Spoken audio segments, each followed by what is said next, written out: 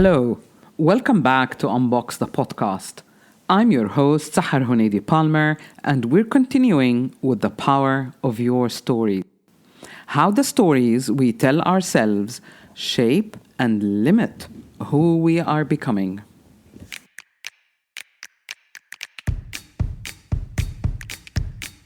In the last episode, we moved through big themes, letting go of what no longer fits, trusting what comes next, and listening to the quiet voice of intuition, instead of looping back to the old logic. Today, we're stepping into the next part of the journey, the way forward and how to live authentically. So what now? How do you begin to walk forward in a way that feels real and authentic? True to who you are becoming. Let's get into it. The fact is, your story is changing. You've let go of something to make room for the new. Maybe it was an old identity, how you used to see yourself, or a belief that fueled your story so far. It can be a relationship that you thought defined who you are, or a role that you no longer relate to. And when you do that, when you truly release it, something shifts. Something always shifts. But the question that always follows is now what? It's natural to feel unsure. You might find yourself tempted to go back to the old ways of doing things, to what feels safe. But the truth is, you've changed. The very reason you're having these doubts or feelings is because you're changing. And going back isn't really an option. You're now in a space where you're creating your new story, not with force, not with pressure, but with clarity. When you choose one thing that feels right, you begin to move with momentum, with excitement, with passion, and that's what keeps you going. And for that, you need to know who's driving the story now. Is it an old fear, an old theme, or is the real you truly emerging? Let's break the way forward down through the 4 dimensions of change. First, the body. Are you feeling energized or drained by the steps you're thinking of? One client I worked with, Dina, kept saying yes to offers she didn't really want. Her stomach would clench, her sleep would be disrupted, but she'd ignore it, thinking she should be grateful. But her body always told her the truth. All we need to do is to listen. Emotions. Are your emotions pointing to alignment or resistance? Are you feeling anxious because you are out of alignment, or because you're growing into something new and don't know exactly how to do that? Now let's talk about feelings, real feelings, and emotions. Emotions and feelings are not the same. Think of an emotion as energy in motion, going through the motions, going through the ups and downs. That happens when you're triggered by something and you're reacting to it, and your brain releases the necessary hormones to help you decide whether to fight or flight.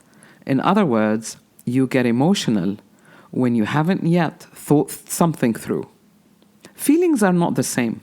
Feelings are not stories in your head, but the sensations that arise from the heart. That sense of passion, excitement, alignment, feeling energized, and I want to carry on. You can't help that. That just happens. Most people don't realize that your heart has more neural connection than the brain. Yes, more. It's not just a pump, it's the center of our intelligence.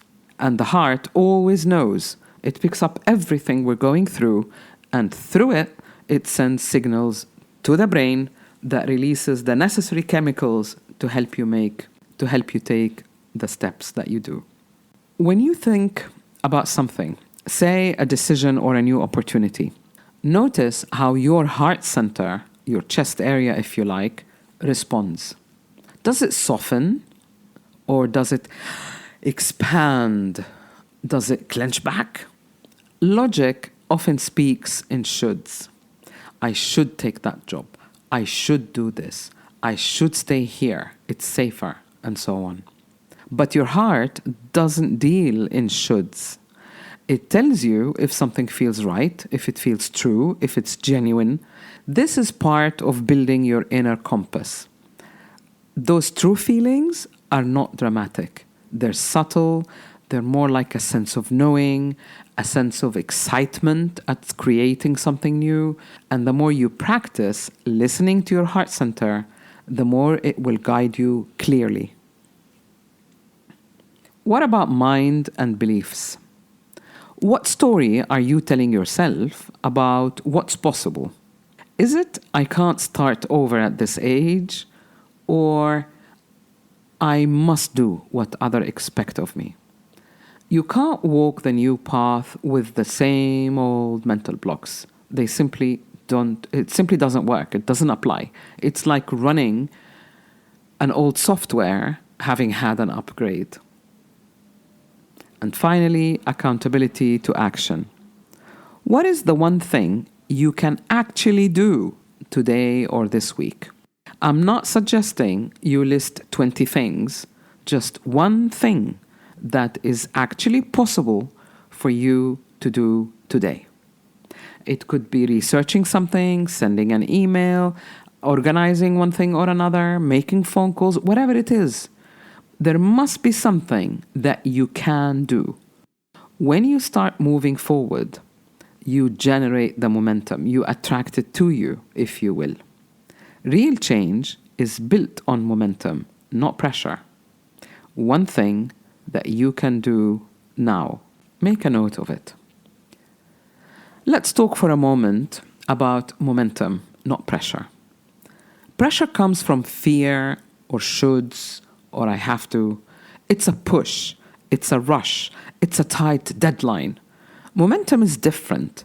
It's built from presence, from a decision that feels great, feels aligned, feels like it's the right thing to do. It's a gentle forward motion that builds energy over time without burnout. Let's be honest. We live in a world that glorifies pressure. Do more, be more, achieve now. Yes, but the pressure burns you out. It depletes you. It creates anxiety and disconnection from your body and your intuition. Momentum is different. Momentum is what happens when you take an aligned step and then another and then another, and it seems like it's the next natural thing for you to do. It builds naturally. It creates flow. It energizes rather than depletes. This is a key shift in walking the real you. Instead of forcing an outcome, let it go and begin sensing what your heart feels like and let them unfold with rhythm and awareness. Remember, consistency is not the same as urgency. Your path doesn't have to be hard to be worthwhile. It needs to be focused and aligned. So how do you spot old patterns? This is where your awareness comes in. The old story will sneak back, dressed as logic. That's normal. It might be telling you, I have to be realistic, or what will people think of me? But you now have tools to spot that voice. And you can pause and you can do something about it. You can connect with your body, that doesn't lie, and you can question that story, that old story that you've been playing over and over. Pause it, delete it, and then you can choose not to listen. Instead, vocalize or write something down. Write the theme of the new story that you want to create. This is how we walk forward as the real you. Not perfectly, but intentionally. What about money, fear, and survival? What is the one thing that you're avoiding to face? You know, the elephant in the room. Let's talk about that. What often blocks people from living the life they want to live, from living their truth, is fear. Whatever you can think of, we're always boiled down to fear. Fear of not being accepted, fear of not being acknowledged or validated, fear of not being able to survive. How will I pay my bills? What would people think of me? Fear is real, and it is understandable. It's since evolution began, since we evolved from one cell into the multidimensional being that we are. We've been conditioned to believe that security only comes from paths that are certain. But security without fulfillment is a slow death of the soul, of passion, of creativity, of imagination. And this is, if you come to really think of it, when we feel like, oh, that was a waste of time, or that was a boring person to meet, because you don't feel that the lights are on. You don't feel their passion, their creativity, their imagination. It doesn't mean you throw caution to the wind. It means you get practical and intuitive. Stretch your comfort zone a little bit. Get used to it and then do it again. And keep doing it until you feel comfortable taking leaps. I read a great book many moons ago by Susan Jeffers, and it was entitled Feel the Fear and Do It Anyway. And you know the motto of a certain sports brand, just do it. Overthinking the what ifs keeps you stuck. You can stop doing that. So ask yourself, what do I believe about money, belonging, or seeking outside validation? Does that belief still serve me? Does it do me any good? How does that belief limit what is possible now? How many times have we let good opportunities go just because we thought, that's not me, that's not possible for me? Sometimes your gifts, the things that make you light up, are the very path to abundance, to being the real you. But you won't know that. If you only play it safe. One client of mine, Samir, was terrified to leave his finance job. But he had a passion for design. He started freelancing on the side, one aligned step at a time, until he ran his own studio. His breakthrough came when he realized his fear wasn't about money. It was about being judged, being seen, truly showing up and listening to his heart. Not fitting where he thought he should fit. That was really what made him anxious. Once we named that, he was free to choose differently. And now he's ready to make another leap, having conquered the first. I worked with Nadia, who has been holding onto her old story of I'm not good with money. That belief shaped every decision she made, from undercharging clients to avoiding taking care of her own finances. When we explored where that belief came from, it traced back to her childhood, to what she used to hear growing up. She grew up with, we can't afford that. Now is not the right time for that, even when they could. It wasn't about lack. It was this inherited fear, limitations that she grew up with. We reframed it together, and she began to see money as an energy, as a real life thing that ebbs and flows, and she can direct and she can look after, and so on. It started to be something she can relate to instead of being afraid of. This shift allowed her to raise her prices or price them accordingly, invest in herself, and build a more stability, more sustainable way of living her way. So here's a practical exercise. I call it your one step, your one next step exercise. Grab a pen and paper when you can. If you're driving, don't do this. Do it later, but ask yourself, what and whom have I outgrown? What and who makes me feel really good about myself? What small action can I take now that feels right? Once you define answers to these 3 questions, your brain will get working. It will make new neural circuits that will help you find answers. So circle the answer that really warms your heart. My mentor used to say, whenever I asked him, what do I need to do? He will say, do whatever makes your heart sing. And I would say, that's it? And he'd always answer, yeah, why complicate things? So let me tell you, let me tell you a story about my dad when I was a child. He never said no to anything I asked of him, but he never said yes either. I don't know how he did it. Sometimes he really wants to teach me the value of things so that I feel I've earned it. There was a fantastic toy shop in Kuwait while I was growing up, and all of us children, you die if you don't go there. We all wanted to go there, buy toys, which usually happened around occasions like Eid and Christmas. So I kept asking my dad, when are you going to take me to so-and-so store? And he would say, yes, I will take you. We will go when my heart is open and at ease. He would literally say that. Except he'd say it in classical Arabic, which to me as a child sounded like an occasion. So I never doubted him, and I never resented it, because I knew that he'll do it when his heart is open and at ease. In Arabic he'd say, when I would ask him when would we go, he would say, عند انشراح صدري. And that sounded like an ominous occasion. So I just waited. I happily waited. Now, take a step. Notice how you feel.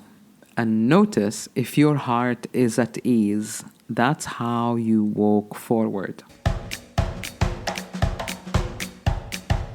Let's do a quick check-in from head to heart. Let's do a mini practice together. Close your eyes when you can or when you listen to this later and take a deep breath. Think of something you've been unsure about. Now gently place your hand over your heart or mentally focus on it. Just have a sense of where is that wonderful pump, where does it live in your chest, and ask yourself, does this feel expanded or does it contract when I think of whatever it is? Do I feel at ease or ill-ease? Don't overthink it. Just sense how your heart space changes when you think of options. This is your inner compass speaking. The more you practice using this compass, the more it will give you clarity and truth. Your heart always tells you the truth. And finally, I just want to say that you don't need to have all the answers all the time. But you can allow them to surface, to emerge, to unfold. You only need to listen, sense, and choose one mindful step at a time. That's how the real you, your authentic self, moves forward. And everything that you do will be authentic to who you are becoming. That's how your new story is written. If today's episode helped you see your path a little bit more clearly, I would love to hear from you. Email me or message me, or visit my website, saharhunaidi.com. And remember to subscribe. I know many of you listen and you send me comments and messages, but it would actually help more people discover the podcast when you subscribe. You know how it works. Until next Tuesday, stay well and keep unboxing. This is Sahar, wishing you a great week ahead.